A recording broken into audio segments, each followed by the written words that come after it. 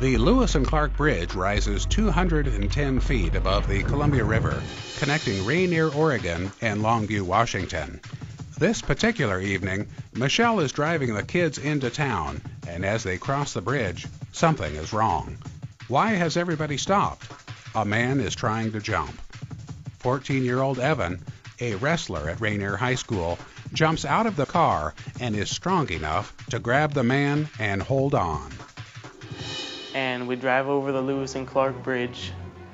Looked like a bunch of kids were stopped, running around and stopping traffic, so I get out of the car on the bridge and say, "What the heck you guys doing out here?" And the guy in front of us, someone comes to his car and says somebody jumped. And she said they were one car behind the man, and he just came to a stop on the bridge, and she said, "Honey, what's that man doing?" He gets out of his vehicle, goes over to the side, and she says, "Honey, what's he doing?" And next thing you know, he threw his hat at his Jeep and just went right over the edge.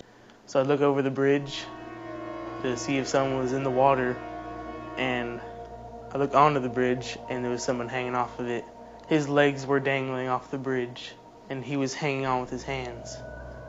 Well, he jumped, and I don't think he knew that there was a ledge there.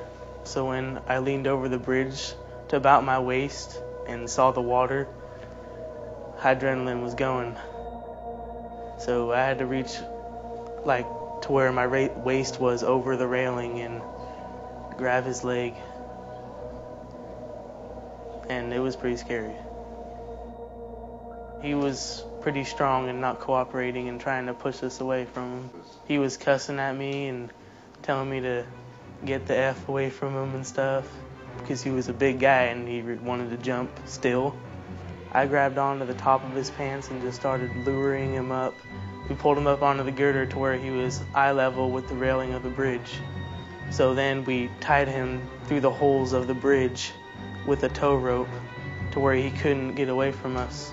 When he was secured onto the bridge, after we tied him, I let go and just kind of backed away until the cops came.